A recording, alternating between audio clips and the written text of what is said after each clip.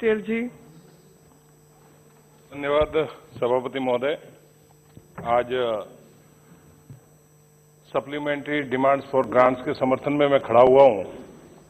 मैं धन्यवाद देता हूं आदरणीय प्रधानमंत्री जी और वित्त मंत्री जी को कि आपने जिस हिसाब से इस देश को संभाला, कोरोना महामारी जो हमारे देश में आई और उसके बाद में अर्थव्यवस्था को वापस पटरी पे लाने के लिए जो आपने दिशा निर्देश और जो कार्य किए, उससे व्यापारी, आमजन, किसान सबको लाभ मिला। अध्यक्ष जी, मैं खुद एक किसान परिवार से हूं और व्यापार से भी संबंध रखता हूं। जिस हिसाब से किसान को प्रधानमंत्री सम्मान निधि के तहत 6,000 रुपये मिलना या मेरे क्षेत्र में प्रधानमंत्री फसल बीमा के माध्यम से लाखों रुपए का जो उनका नुकसान हुआ, उस नुकसान के भरपाई के लिए एक अच्छी योजना सफल साबित हुई। अध्यक्ष जी, कई बार मेरे वहां पे टिड्डियों ने हमला किया, तभी भी हमने देखा कि ये किसान बर्बाद हो जाएगा। उस किसान ने जो प्रधानमंत्री फसल बीमा करवाया, उससे उसको लाभ मिला। 6-6 हजार रुपए की जो किस्त है, वो किस्त सब किसानों के खाते में पहुंची। खाद बीज को अगर हम देखने जाएं, नीम कोटेड यूरिया के माध्यम से हमारे वहां किसान को ब्लैक मार्केटिंग नहीं करना पड़े, क्योंकि मेरा पूरा क्षेत्र जो है वो कृषि क्षेत्र है और उस कृषि क्षेत्र में पहले ब्लैक मार्केटिंग बहुत होती थी, लेकिन उस ब्लैक मार्केटिंग को रोकने का कार्य हुआ। डेयरी के माध्यम से जो डेयरी का उद्योग को बढ़ावा दिया और उस उद्योग के माध्यम से मेरे वहां एक श्वेत क्रांति आई, जिससे हमारे वहां क्षेत्र की महिलाओं ने अपना जो रोजगार, अपना घर जो चलाना था, उस घर को चलाने में वो सफल हुई। और डेयरी के मैं कर्मचारियों को भी धन्यवाद दूंगा कि इस कोरोना महामारी में उस डेयरी को सफलता से उन्होंने आगे बढ़ाया और डेयरी चलती रही, जिससे उनका रोजगार हुआ और रोजगार के माध्यम से उनके घर में पैसे की आवक शुरू हुई। आज पिछले कई दिनों से व्यापारियों से जब मैं चर्चा कर रहा था, अध्यक्ष जी, मैं धन्यवाद दूंगा वित्त मंत्री जी को कि जिस हिसाब से जीएसटी के पूरे समीकरण को इन्होंने संभाल के रखा और 1,20,000 करोड़ के क्रॉस किया जीएसटी ने, ये व्यापारियों के लिए एक बहुत अच्छी और व्यापारियों की जो अर्थव्यवस्था है उस अर्थव्यवस्था को बनाए रखने में सफल साबित हुआ। 20 लाख करोड़ का पैकेज देके जिस हिसाब से इस देश को संभाला, उस हिसाब से भी हम देखने जाए तो सभी वर्गों के लिए ये एक लाइफलाइन बनी और उस लाइफलाइन की मदद से भारत देश आज विश्व में वापस अपनी अर्थव्यवस्था को लेकर खड़ा हुआ है और वो आगे बढ़ रहा है।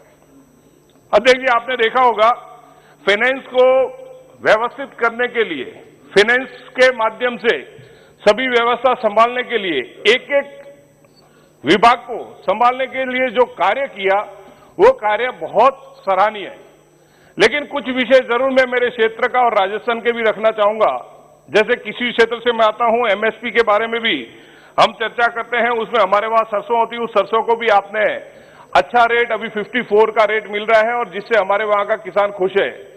हम यही चाहते हैं, हमारे वहां जीरे की भी फसल होती है, उस जीरे पे भी एमएसपी का रेट नक्की हो, ताकि जिससे हमारे वहां का जीरा जो है वो उत्तम क्वालिटी का जीरा बिके, ईसबगोल भी बिके और उसका भी लाभ किसानों को मिले। आज देखा होगा आपने डेयरी के अंदर जो दूध है, अध्यक्ष जी, पिछली बार एक यहाँ पे चर्चा हुई थी 1 रुपये लीटर, जब भाजपा की सरकार नहीं आई थी उस टाइम पे, कि दूध का भाव बढ़ा तो मध्यम वर्ग पे बोझ आ गया, ऐसी कोई चर्चा की थी। आप सबको ज्ञात है कि जो किसान है वो 1-2 गाय, 1-2 भैंस रख के कृषि आधारित जिस हिसाब से वो फसल करता है, उसी हिसाब से ये पशुपालन भी कृषि के आधारित है।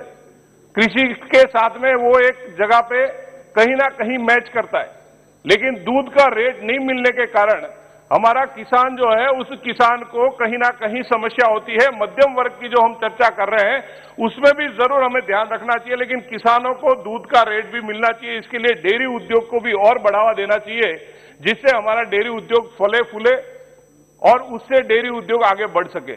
डेयरी उद्योग के माध्यम से जो गुजरात के अंदर अमूल है, बनास है, राजस्थान में हम देखने जाए हमारी सरस डेयरी है, लेकिन सरस डेयरी के अंदर हमें जो बोनस नहीं मिलता है। केंद्र सरकार एक सिस्टम तय करे और उस सिस्टम के माध्यम से किसानों को हर जगह पे एक समान बोनस मिलना चाहिए, क्योंकि बनास बोनस दे रही है 22% और सरस का बोनस जो है वो मैडम 3% मिल रहा है। अब 22 का और 3 का हम फंसे हुए बैठे हैं। इसलिए मेरा आपके माध्यम से वित्त मंत्री जी से निवेदन है कि इन सिस्टम को भी हमें देखना चाहिए। और मेरे क्षेत्र की कुछ डिमांड भी है, मैं सम्मानीय अनुराग जी यहाँ पे है तो मैं इनसे निवेदन जरूर करना चाहूंगा। एक एम्स हमारे वहां पे है जोधपुर में, जालोर सिरोही में एक छोटी सी हमें कॉलेज दे दे मैडम, तो हमारा भी शायद भला हो जाए, क्योंकि टीएसपी का एरिया है और बहुत समस्या वाला है। लेकिन अनुराग जी शायद वहां पे बात कर रहे हैं, तो लेकिन ये आपके रिकॉर्ड के माध्यम से चला जाएगा तो मेरे लिए फायदे कारक हो जाएगा। एक दूसरा मेरा ये डिमांड जरूर रहेगी मैडम, आपने मौका दिया है तो मेरा सिरोही जो जिला है वो रेल लाइन से जुड़ा हुआ नहीं है। जैसे हनुमान ने, मेरे भाई ने कहा था रेलवे की बात, मेरे को रेलवे की डिमांड पे बोलने का मौका नहीं मिला, लेकिन जरूर मैं यहाँ पे आपसे अनुरोध करना चाहूंगा कि उसके लिए 1550 करोड़ का एक पहले डीपीआर बना था, उसके ऊपर अगर कार्रवाई होगी तो मेरा सिरोही जिला भी उससे जुड़ जाएगा। और शिक्षा के क्षेत्र में हमारे को एक जवाहर नवोदय विद्यालय मिल जाए तो शायद हमारा गरीबों का भी भला हो जाएगा। ये ऐसी कोई 2-4 हमारी जो डिमांड है, उन डिमांड पे जरूर मैं आपके माध्यम से मंत्री जी से निवेदन करना चाहूंगा। और उसी के साथ में मैं आगे ये भी आपसे अनुरोध करूंगा कि व्यापारियों के लिए जो आपकी स्कीम है, उस स्कीम के अंदर बैंकों के माध्यम से जो लोन मिल रहा है, उस लोन के लिए कुछ हद तक थोड़ा लिबरल करना चाहिए, ताकि उससे बैंकों से व्यापारी को लोन आसानी से मिले। और अगर व्यापारी को लोन आसानी से मिलेगा तो वो व्यवसाय बढ़ेगा, और व्यवसाय मैडम अगर उसका बढ़ा तो रोजगार जरूर उपलब्ध होगा, और रोजगार उपलब्ध होगा तभी जाके हम जो सोच रहे हैं कि गरीबी हमें मिटानी है, उसको भी हम मिटा पाएंगे। यही मैं आपसे अनुरोध करना चाहूंगा। बहुत बहुत धन्यवाद। जय हिंद।